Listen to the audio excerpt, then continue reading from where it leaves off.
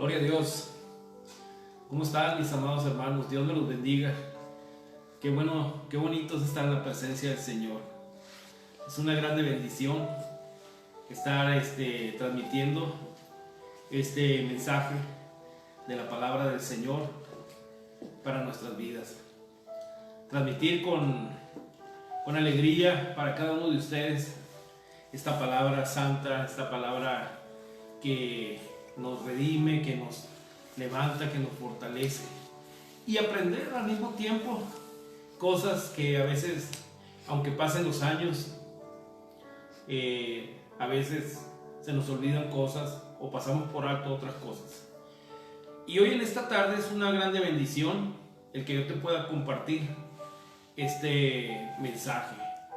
Y quiero hablar acerca del camino a la cruz. Quiero tocar este tema importante para nosotros, este tema que es de grande bendición cuando Cristo fue llevado a la cruz del Calvario, cuando estuvo en ese Calvario, en la cruz, el trayecto a la cruz y la crucifixión. Hay algo que la palabra de Dios nos enseña y vamos a leerlo aquí en el texto, en el Evangelio de San Juan, en el capítulo 17, versículo 18. Yo quiero que, si tienes tu Biblia, la abras juntamente conmigo. Abre tu Biblia en el Evangelio de San Juan, en el capítulo 19, versículo 17 al 18. Invitamos también a algunos hermanos ahí que se conecten también para que puedan escuchar esta palabra, que es de mucha importancia para nosotros. Así que si tienes tu Biblia allí y ya abriste tu Biblia en el Evangelio de San Juan, vamos a dar lectura en esta tarde con toda la reverencia delante de nuestro Señor Jesucristo. Dice la Escritura, capítulo 19, versículo 17 al 18 del Evangelio de San Juan, dice: y él, cargando su cruz, salió al lugar llamado de la Calavera, que en hebreo es el Gólgota. Y allí le crucificaron, y con él a otros dos, uno a cada lado y Jesús en el medio. Esta lectura que acabamos de leer nos invita a presenciar este drama, a hacer una reflexión también sobre este drama presentado un día en la cruz, un día en el Calvario. Nuestra mirada, hermanos, debe de estar siempre dirigida en el Redentor crucificado y nuestros oídos abiertos también para escuchar esa voz sempiterna que ha cruzado todas las edades. ¿Quién no conoce la historia de la crucifixión? Películas que se han hecho, obras de teatro, muchas cosas que se han hecho a través de esta historia. ¿Y quién no conoce acerca de la cruz? Pero también somos pocos las personas que conocemos realmente el significado del Calvario, de la cruz, de la crucifixión. Y este momento es una oportunidad grande para poder nosotros verlo en la Escritura. Y que hay un significado en cada palabra que el Señor emite cuando Él estaba en la cruz. Hay palabras que son importantes, que tienen una connotación, que tienen una enseñanza en el cual nosotros vamos a introducirnos, vamos a ver, y lo que Dios también habla a través de su palabra para nosotros. En primer lugar vamos a irnos en el Evangelio de San Lucas, en el capítulo 23, versículo 34. Dice la Escritura en el Evangelio de San Lucas, en el capítulo 23, versículo 34, hermanos, dice la Escritura: allí el Señor, una vez que ya lo trataron mal, ya lo latigaron, ya lo juzgaron, ya lo condenaron, ya lo abofetearon, ya le pusieron la corona de espinas, ya lo laceraron, ya hicieron tantas cosas con él ya estaba condenado. Lo llevan a la cruz, lo ponen en ese lugar junto con dos personajes allí que realmente esos sí merecían la cruz. Y hay una palabra muy importante que el Señor emite ahí en Lucas, en el capítulo 23, versículo 34. Y es esa palabra que es una palabra importante que a veces no la podemos entender, no la podemos comprender. Los seres humanos vivimos siempre con una actitud del que a mí me la hace, a mí me la paga. Y a veces es parte de nuestra naturaleza estar enojados, es parte natural de nuestra naturaleza buscar venganza y decir, a mí el que me la hace, a mí me la paga. Ojo por ojo, diente por diente. Pero en el reino de Dios eso no sucede así. Y esta primera palabra que el Señor da nos lleva a ese punto del perdón. En el capítulo 23 de Lucas, versículo 34, dijo el Señor: Padre, perdónalos porque no saben lo que hacen. Ahora yo quiero que veamos más profundamente esto. Si nosotros nos metemos en la historia y nosotros nos introducimos en ese drama y somos parte de esa gente que está diciendo crucifíquenlo, que le está gritando, lo está apedreando, le está diciendo cosas terribles al Señor. Si estamos nosotros dentro de ese drama, de esa situación, entendemos que sí sabemos lo que estamos haciendo, porque lo hacemos con conciencia. Todo lo que nosotros hacemos, lo hacemos con conciencia. La gente que toma venganza con conciencia, porque hay un dolor, hay una actitud, hay una situación en su vida que lo lleva a ese punto. Ahora, aquí el Señor cambia las cosas cuando dice esa palabra: Padre, perdónalos porque no saben lo que hacen. Él no se refería a la actitud externa, porque la gente al mismo tiempo estaba siendo movida por el gremio religioso. Yo quiero que entendamos una cosa: los que crucificaron al Señor no fue la gente que no conocía a Dios. Los que crucificaron a Cristo fue la gente religiosa, la gente que conocía las Escrituras, la gente que conocía la palabra. Son los que crucificaron al Señor. Por eso cuando el Señor le dice: Padre, perdónalos porque no saben lo que hacen, lo dice en un sentido más profundo, más adentro, porque en realidad estaban siendo movidos por el enemigo. El mismo enemigo estaba inyectando odio en la vida de todos, del sumo sacerdote, de los demás sacerdotes, de toda esa gente que estaban empujando al pueblo a que gritaran, a que lo injuriaran, a que le dijeran tantas cosas terribles. Y el Señor ve a lo profundo del corazón. Engañoso es el corazón, dice la palabra de Dios. ¿Quién lo conocerá? Solamente Dios conoce el corazón. Nosotros podemos poner una cara de personas buenas, personas limpias, personas santas, pero nosotros no engañamos a Dios.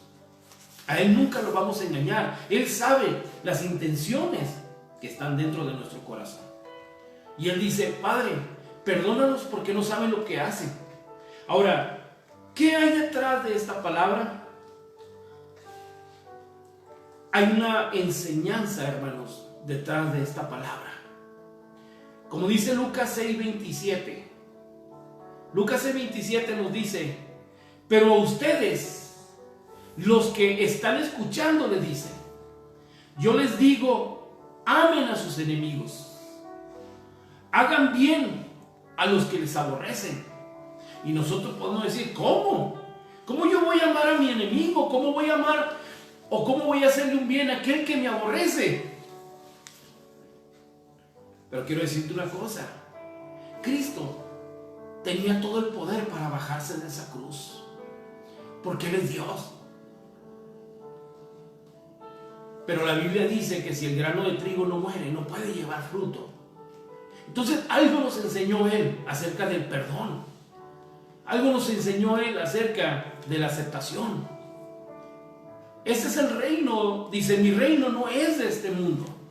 Y el reino de Dios está basado en el amor, está basado en el perdón, está basado en la restauración. Por eso Él dice, Padre, perdónalos, no le tomes en cuenta esto que me están haciendo. Perdónalos, le dijo, porque no saben lo que hacen. Están siendo manipulados, están siendo manejados por el mismo Satanás. Y eso es cuando nosotros también entramos en ese estado de odio, de rencor, de amargura, de resentimiento. También somos manejados, somos manipulados en nuestro espíritu para actuar de una manera equivocada. ¿Y qué nos enseña la palabra? Eso, cambiar, darle otro giro a nuestras actitudes, a nuestra manera de pensar. El lema de Cristo siempre fue: oren por sus enemigos, oren por ellos. Y qué tremendo, hermano, hermana, cuando nosotros nos enfocamos en hacer lo que la palabra de Dios dice. Muchos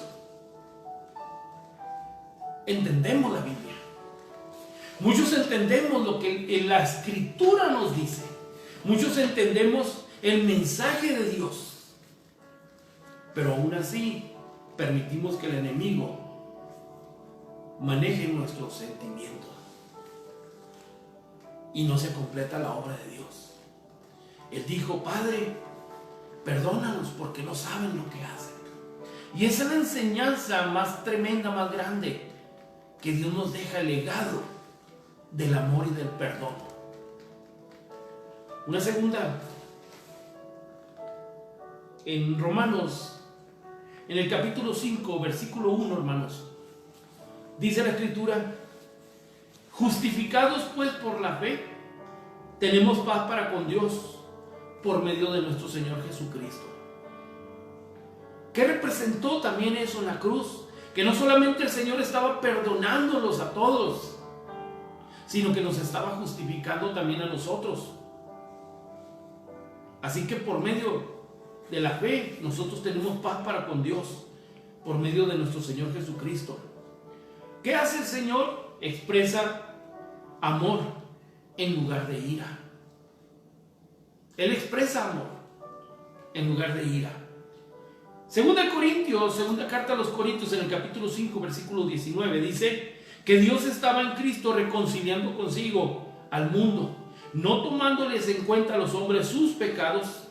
Escúcheme bien, dice, no tomándole en cuenta a los hombres sus pecados.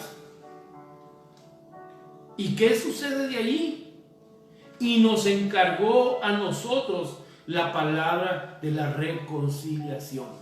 Esto quiere decir que si Cristo ama, que si Cristo dio su vida por nosotros en la cruz del Calvario y estuvo dispuesto a ir a la cruz, estuvo dispuesto a que lo humillaran, que lo pisotearan, que lo latigaran, que se burlaran de él, que hicieran escarnio de él, pues nos dice la Escritura que a nosotros se nos dio el encargo de la palabra de la reconciliación.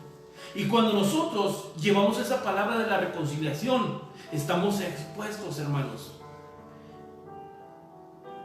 igualmente a ser crucificados.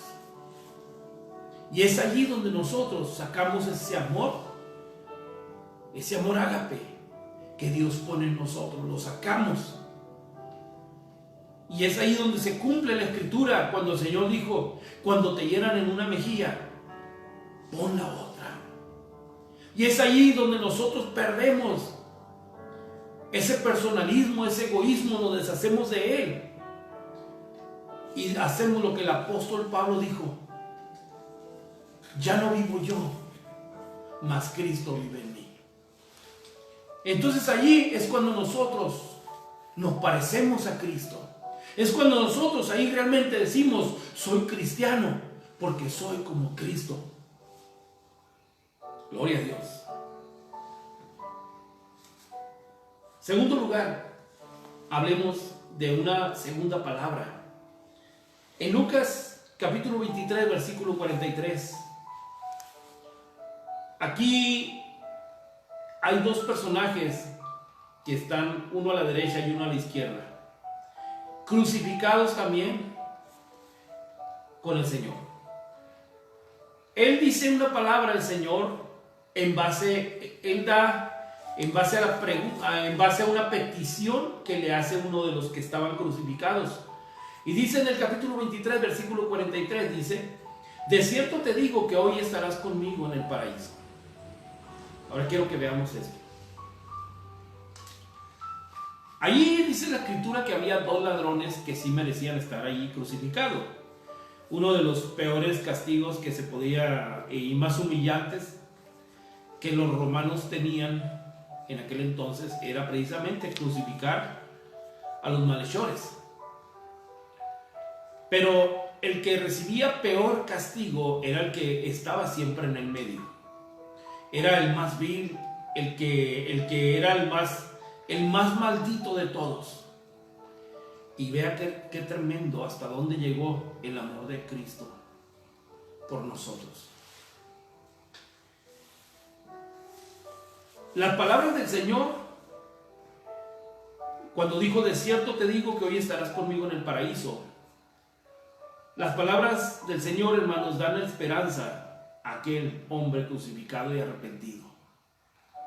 Uno de ellos primero empezó a injuriarlo, a decirle, todavía viéndose en la cruz, viéndose crucificado, viéndose que él era culpable, viéndose todavía que estaba en una condición terrible, todavía se pone a decirle al Señor: si eres el Hijo de Dios, bájate de allí y sálvanos a nosotros, sálvate a ti mismo y nos salvas a nosotros. Y empezó a sacar toda su amargura del corazón, todo su mal que traía.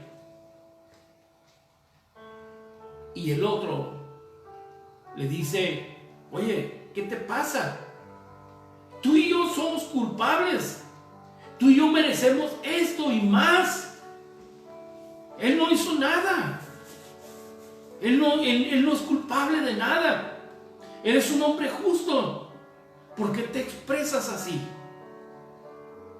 Y le dice: Señor, acuérdate de mí cuando estés en el paraíso. ¿Qué vemos aquí en estos dos personajes? Vemos en uno humildad y en el otro vemos arrogancia. A veces estamos nosotros, está relampagueando y ni siquiera nos hincamos. Es nuestra arrogancia, nuestra petulancia, a veces es nuestra situación egoísta, que vemos que estamos pasando por momentos terribles, que ya no la estamos haciendo, y ni aún así dejamos a un lado la soberbia y decirle: Señor, por favor, ayúdame, ya no la ando haciendo. ¿Qué le dijo el Señor? Desde hoy estarás conmigo en el paraíso. En el mismo umbral de la muerte, cualquier persona que se arrepiente puede experimentar la salvación, hermanos. Mientras haya vida, hay esperanza. Juan 3:3, respondió Jesús y le dijo: de cierto te digo que el que no naciere de nuevo no puede ver el reino de Dios. Esto se lo dijo el Señor a Nicodemo, un personaje religioso y político muy importante, intelectual, que conocía las Escrituras. Pero cuando el Señor, cuando le hace la pregunta acerca de la salvación al Señor, el Señor le dijo: el que no naciere de nuevo no puede ver el reino de Dios. Y es importante para nosotros el nuevo nacimiento, hermanos. Es importante para nosotros el morir a nosotros mismos. El nuevo nacimiento es morir a tu egoísmo, a tu personalismo, a tu arrogancia. Deja de pelear con Dios. Es tiempo que tú, que yo y cualquiera nos rindamos a la presencia de Dios y tomemos la actitud de aquel hombre que dijo: Señor, acuérdate de mí cuando estés en el paraíso. Aquel hombre reconoció que estaba en mal, reconoció que él era culpable y que merecía la cruz, y más que eso. Y nosotros debemos de reconocer siempre delante de Dios, hermanos, que necesitamos de Él. Ahora, ¿qué vio Cristo en este ladrón? ¿Qué miró? Varias cosas.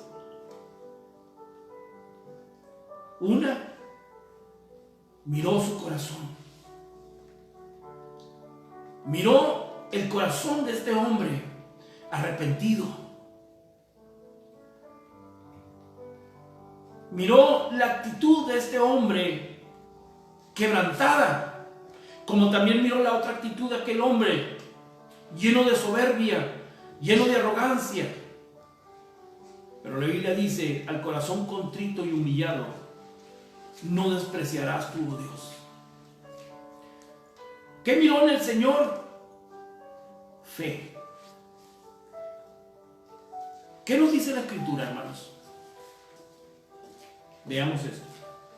En Hebreos 11:6, la Escritura nos dice: pero sin fe es imposible, hermanos, agradar a Dios, porque es necesario que el que se acerca a Dios tiene que creer que Dios está ahí, que le hay, y que también es galardonador de los que le buscan. Si tú te vas a acercar al Señor, tienes que acercarte con fe.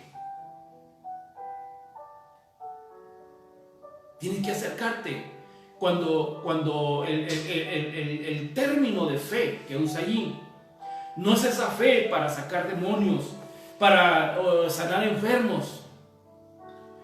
El término de fe es el término de respeto, de reverencia.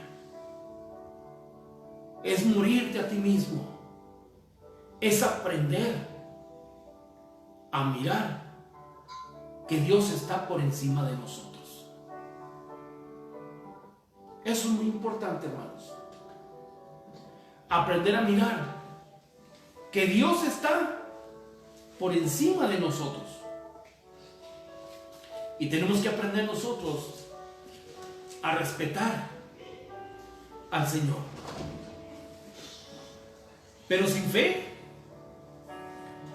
dice la Escritura, sin fe es imposible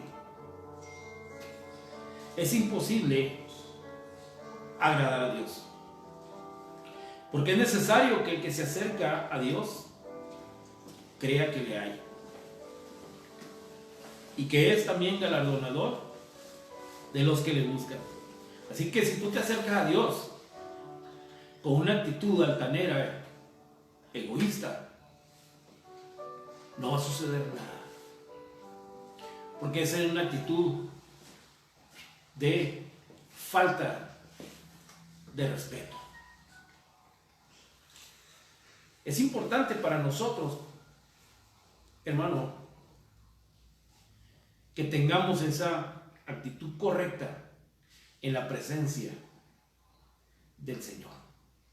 Qué importante es para nosotros como creyentes, como hijos de Dios. Una tercera cosa, en Juan capítulo 19, versículo 26 al 27, dice una palabra más: mujer, he aquí tu hijo. Hijo, he aquí tu madre. Amén. Mujer, he aquí tu hijo. Hijo, he aquí tu madre. Ahora, ¿qué hay detrás de esas palabras, hermano? No es una palabra solamente tirada al aire. No es solamente una palabra nomás por decir palabras. La responsabilidad de hijo a madre continúa latente en el corazón de Jesús. Vivimos en una sociedad hoy en día que ha perdido el respeto por todo. Vivimos en una sociedad que le ha perdido el respeto a la vida, le ha perdido el respeto a la misma sociedad, le ha perdido el respeto a todo. ¿Qué necesitamos nosotros como creyentes, como hijos de Dios? Tener una actitud responsable en cuanto a lo que el Señor dice. En Éxodo, en el capítulo 12, uno de los mandamientos nos dice: honra a tu padre y a tu madre para que tus días se alarguen en la tierra que el Señor tu Dios te da. Eso es lo que está tratando de decirnos el Señor cuando nos dice: mujer, he ahí tu hijo, hijo, he ahí tu madre. No solamente estaba dejando la encomienda uno con el otro, sino es una enseñanza más a fondo, que no se pierdan esos valores en nosotros como individuos, como sociedad, como personas, como hijos de Dios. Aprender a tener ese respeto por nuestros padres, pero también ese respeto de nosotros hijos hacia nuestros padres. Esa responsabilidad de hijo a madre continúa latente en el corazón de Jesús. Jesús hizo los arreglos, hermano, para que su muerte no fuera también a dejar a María desamparada. Jesús tenía plena confianza en él, en el discípulo. María lo aceptaría también como otro hijo. Hijos, dice la Escritura, obedeced en el Señor a vuestros padres, porque esto es justo. Ahora Efesios 6, en el capítulo 6, versículo 1 al 4, una vez más dice aquí el apóstol Pablo diciéndolo a la iglesia de Éfeso, dice: honra a tu padre y a tu madre, que es el primer mandamiento, dice, con promesa. ¿Para qué? Para que te vaya bien. Y 2, seas de larga vida sobre la tierra. ¿Cuántos hijos hay que no respetan a sus padres? Se burlan hasta de ellos, los tratan como tontos a sus padres. Pero ¿cuántos padres también les hacen bullying a sus hijos y los tratan de la misma manera, como tontos? Entonces ahí es el acuerdo donde la Escritura dice: honra a tu padre y a tu madre, que ese es el primer mandamiento con promesa. ¿Para qué? Para que te vaya bien. Y segundo, seas de larga vida. ¿Dónde? En la tierra. Y ustedes, padres, también le dice el apóstol Pablo, no provoquen a ira a sus hijos, sino criadlos en disciplina y amonestación en el Señor. Una cuarta cosa, en Mateo 27 al 46, aquí hay una palabra que el Señor dice: Dios mío, Dios mío,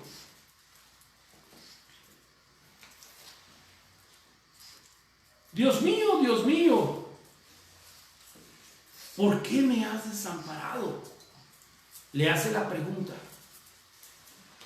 Dios mío, ¿por qué me has desamparado? Ahora, la soledad es una de las más terribles experiencias, hermano, que cualquier ser humano pueda tener. El mismo Señor dijo: no es bueno que el hombre esté solo.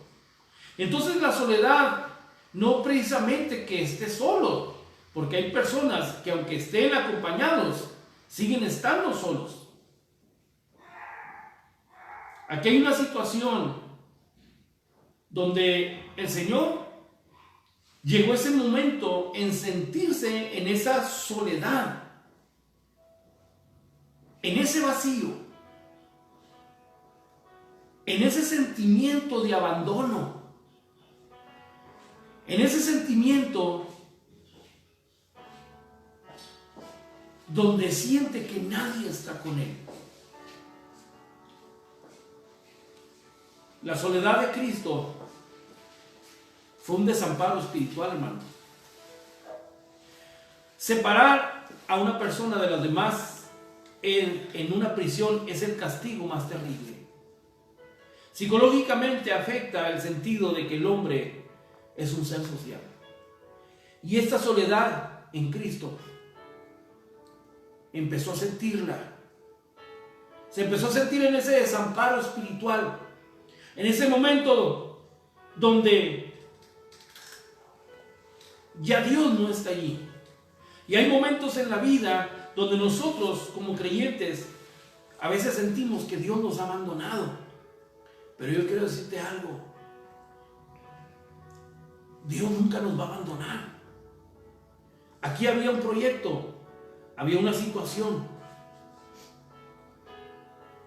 Dice Isaías 53:10. Con todo esto, el Señor quiso quebrantarlo, sujetándolo a padecimiento. Ahora, quebrantarlo no es en el sentido de humillarlo. No es en el sentido de hacerlo sentir peor. Hermano, es en el sentido de que se cumpla el fin de las cosas. Una vez más te digo, si el grano de trigo no muere, no cae al suelo y no muere, no puede llevar fruto. Y la enseñanza que nos deja aquí el Señor es que independientemente de cómo se sentía Él, llegó al final. Y esta enseñanza nos deja a nosotros un legado también, como dijo el apóstol Pablo en Filipenses 4:13: todo lo puedo en Cristo que me fortalece. Hay poder en la sangre de Cristo Jesús. Tú y yo podemos salir adelante, es cierto. A veces pensamos que todo el mundo nos abandonó, nos sentimos solos, pensamos que Dios ya no está con nosotros. Pero su Espíritu Santo está allí, está con nosotros, levantándonos, fortaleciéndonos, motivándonos, animándonos. Tenemos que tener esa confianza de que Dios está allí. En Juan, hablando ya del quinto punto, en el capítulo 19, versículo 28, llega en el momento de la agonía y dice: tengo sed. Tengo sed. Hay un canto que dice: dame de beber de tu manantial. ¿Cómo tenía sed aquel que era el agua de vida? Pero quiero decirte una cosa: como humano estaba padeciendo como cualquier humano en la cruz.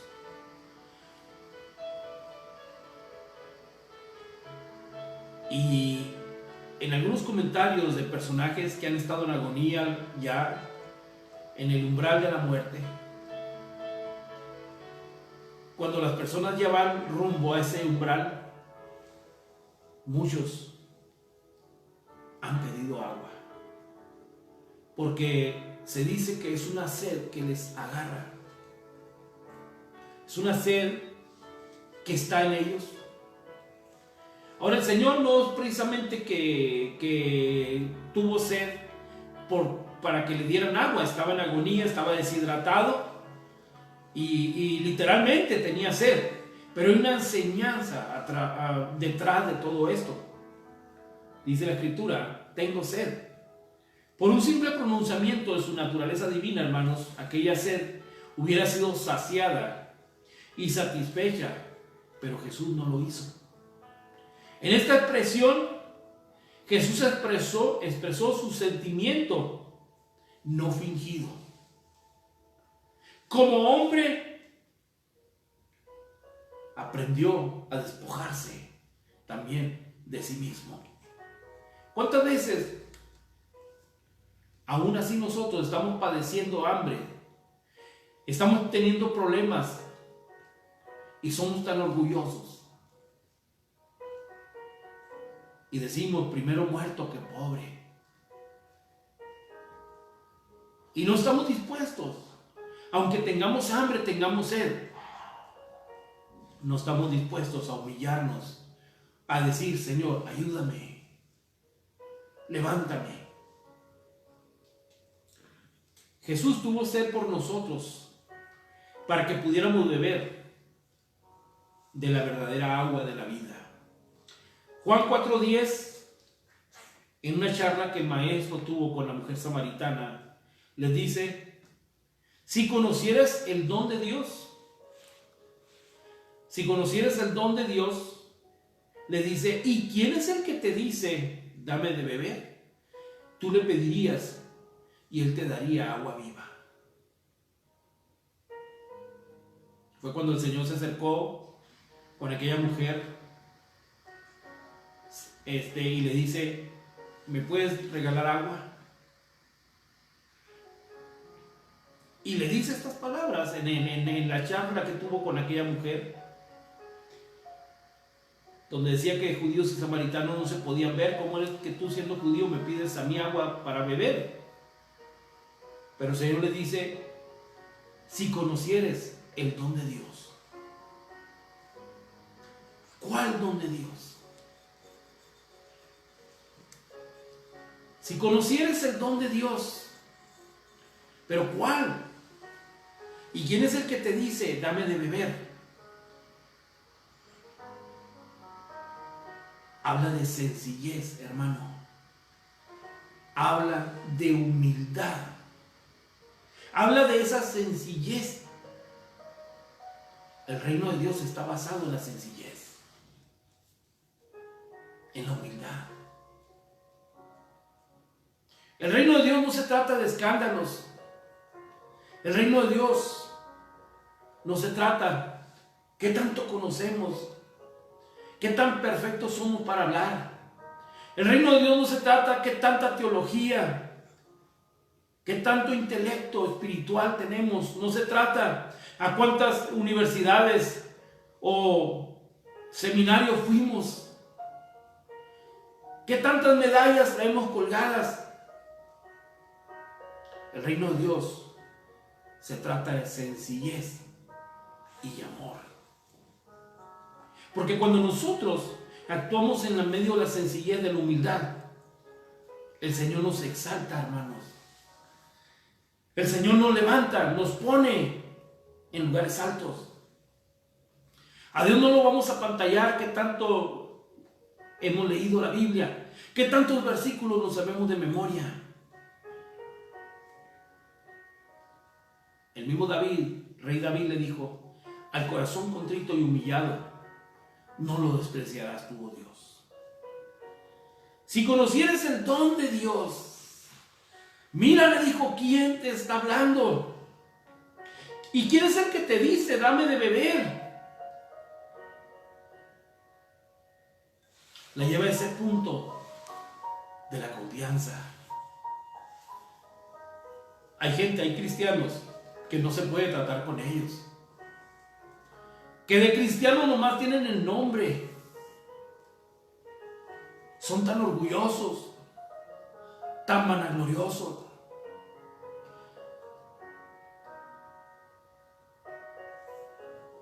No se puede tratar con ellos, no se puede hablar. Están muy altos, no caben por la puerta, su orgullo es tan grande. Pero veamos al maestro. Si conocieres el don de Dios, le dijo, ¿y quién es el que te dice, dame de beber? Tú le pedirías y él te daría agua viva.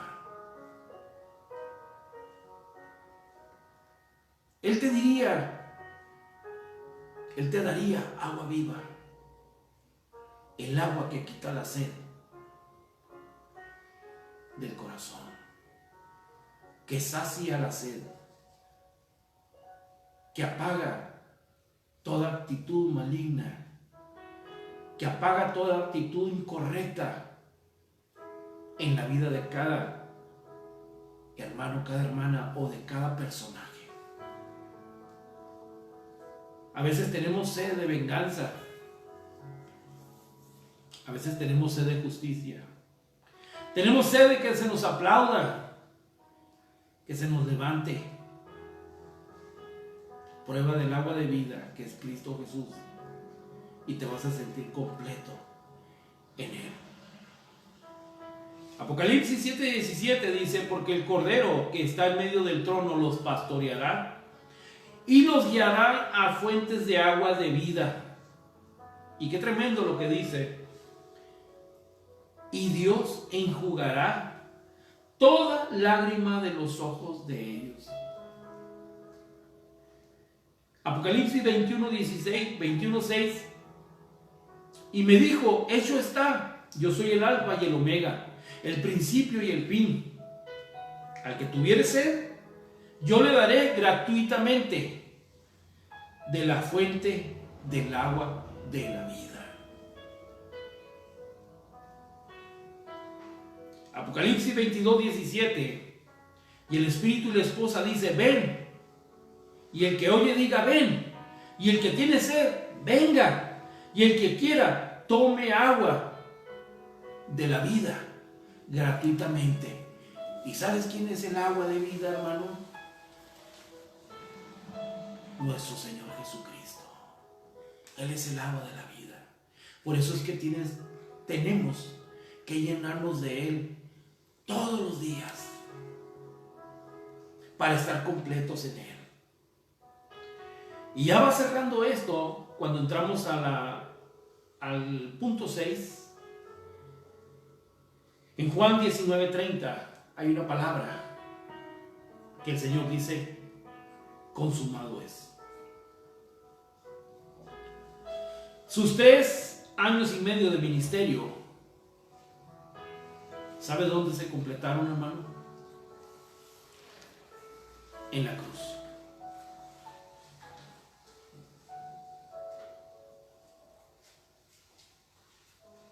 Sus 3 años y medio de ministerios se completó en la cruz del Calvario. Allí, en la cruz, su ministerio se completó. En el Calvario caducó el antiguo pacto de la ley ritual y un nuevo pacto entra en vigor, lo que es el pacto de la gracia. Efesios 2:8 dice la Escritura: porque por gracia sois salvos por medio de la fe, y esto no es de vosotros, pues es don de Dios. Consumado. Consumado es, se acabó. Ya no queda nada. Ese antiguo pacto, que era el pacto de la ley, ese antiguo pacto de sacrificios, ese antiguo pacto de derramamientos de sangre, ese antiguo pacto que lo único que hacía era que el hombre se volviera más vil, no lo cambiaba. Ese pacto lo único que hizo fue volverlo más religioso, más seguidor de la ley de los hombres, más seguidor de la inclinación de tantas cosas impuestas, tantas cargas impuestas por la misma ley y por los mismos hombres. Ese antiguo pacto, que por más sangre que se derramó, no sirvió. El hombre quedó peor. Amén. Quedó peor. Pero aquí entra en acción el pacto de la gracia. Consumado es, la palabra consumado es, se acabó. Ya no hay pactos. ¿Qué pacto podemos hacer con Dios? Ya no hay. Ya no puedes hacer pactos. Ya no estamos en los pactos. El único pacto grande y verdadero fue el que se consumió en la cruz del Calvario, Cuando Él dijo, consumado es, se acabó, no más tradiciones, no más ley. Ahora es la gracia. Ya estamos bendecidos por el Señor. Dios ya nos bendijo con bendiciones grandes y eternas, hermano. Se acabaron los pactos. No hay pactos. Tú y yo no te... ¿Qué pacto podemos hacer con el Señor? Porque si estamos haciendo pactos, entonces estamos diciendo que el sacrificio en la cruz no tuvo validez. Y el sacrificio del Maestro en la cruz del Calvario fue perfecto. Fue el pacto de sangre. Su derramamiento completo de sangre nos hizo libres. Quitó la venda de nuestros ojos. Quitó toda religiosidad. Quitó todo tipo de ordenanzas, mandamientos de hombres. Y abrió nuestros sentidos a la palabra. Y a caminar en la línea que Él nos trazó. Consumado, se acabó. Una vez más, Efesios 2:8 dice, porque por gracia, es por gracia. ¿Qué necesitamos hacer nosotros? Solamente creer.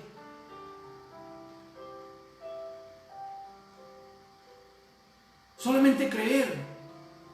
Creer en Dios. Es tan sencillo. Y somos salvos por medio de la gracia. Somos salvos por medio de la fe. Y esto, dice el apóstol Pablo, no es de ustedes. La gracia no es de ustedes. Dice, es un don de Dios. Acércate a Dios.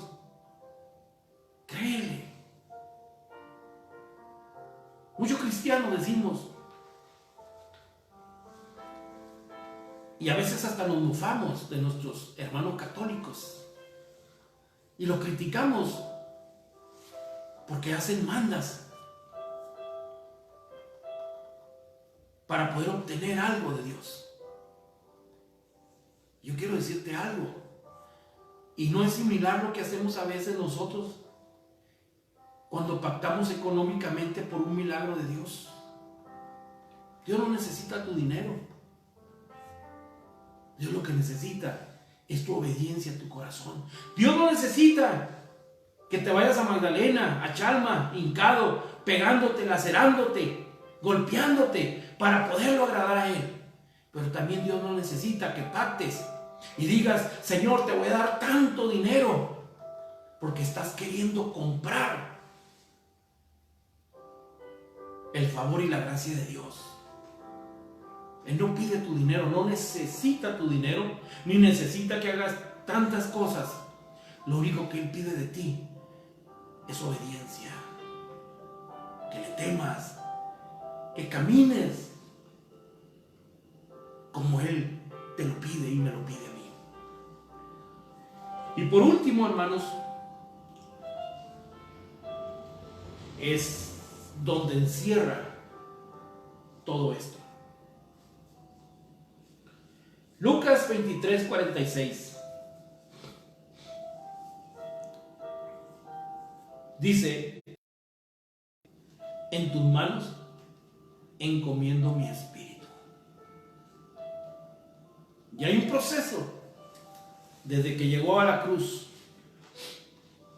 hasta llegar ya al final.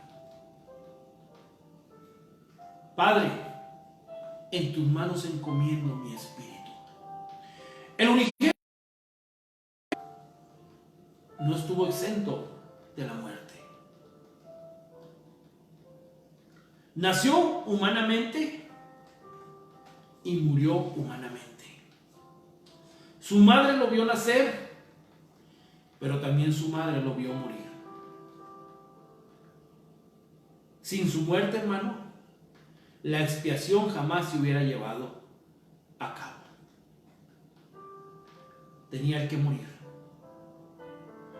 Y al morir, cuando Él dijo esas palabras, Padre, en tus manos encomiendo mi espíritu,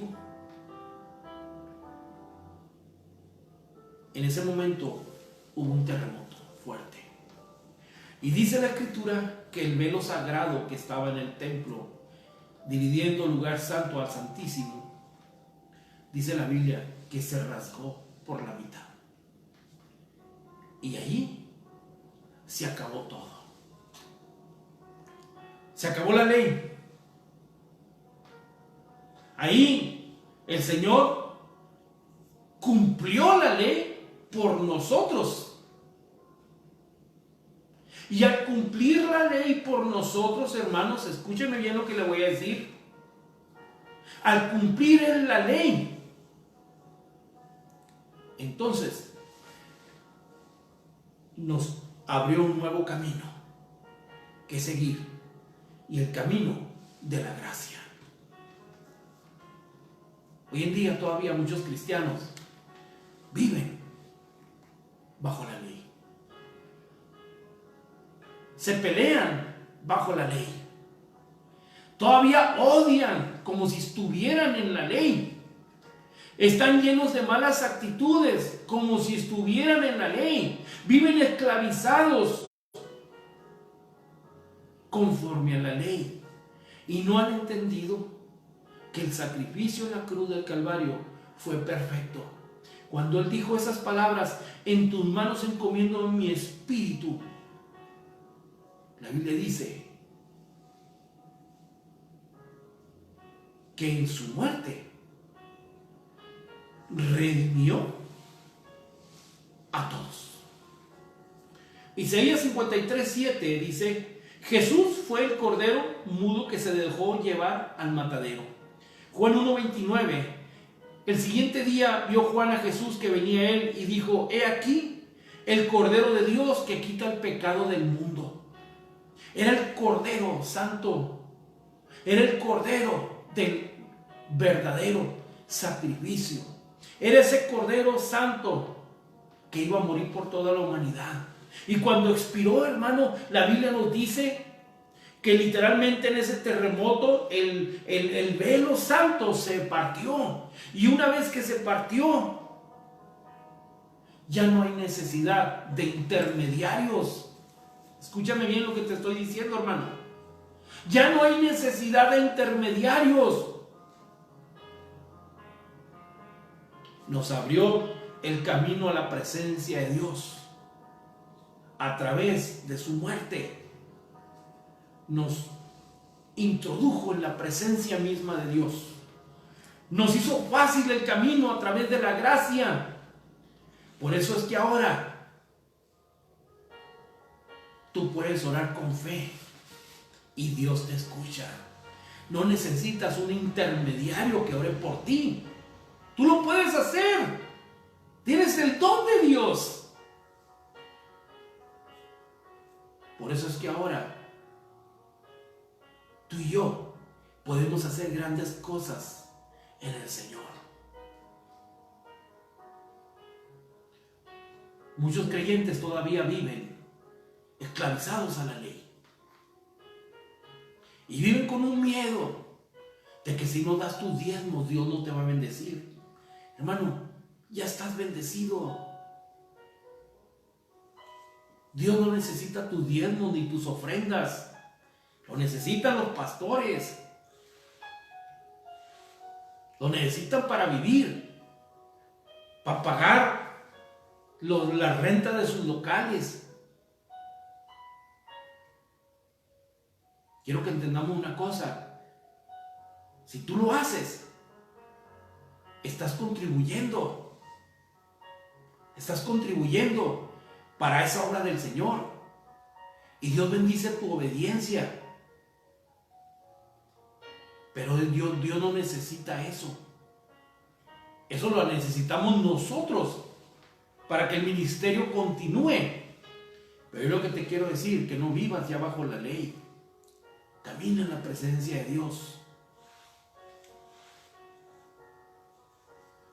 De nada nos sirve ser buenos diezmadores, guardar las fiestas, guardar todos los días, pero seguir con una actitud equivocada en el corazón. Este es el legado que Dios nos dejó. Pero yo quiero decirte una cosa esta tarde. Acerquémonos a la presencia de Dios. Ya caminamos todo este tramo de estas palabras que el Señor dijo. La pregunta es, ¿qué vamos a hacer? ¿Qué vamos a hacer, hermanos? Hechos 4:12 dice, y en ninguno otro hay salvación, porque no hay otro nombre bajo el cielo dado a los hombres en que podamos ser salvos. Cierro con esto. Debemos de ser agradecidos con Jesucristo por lo que Él hizo por nosotros. Y aprendamos a caminar de la mano con el Señor. Y gracias al Señor por ese sacrificio perfecto en la cruz del Calvario. Voy a pedir que incline su rostro por un momento y hagamos una oración. Bendito Dios eterno, gracias por tu palabra. Gracias por la esperanza, por el legado que nos dejas de tu palabra para nuestras vidas, donde tú hablas a nuestras vidas todos los días. Gracias por ese sacrificio perfecto en la cruz, el derramamiento de sangre que nos limpió de todo pecado, de toda maldad, y que nos hace libre. Gracias por ese sacrificio, Señor. Gracias, eterno Dios, por tus bondades infinitas.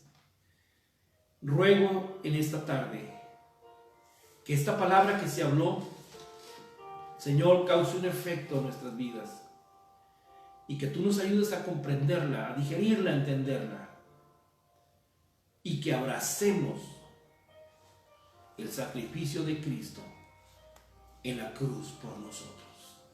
Gracias, eterno Dios. Gloria a Dios, hermanos. Pues quiero darte gracias por tu atención.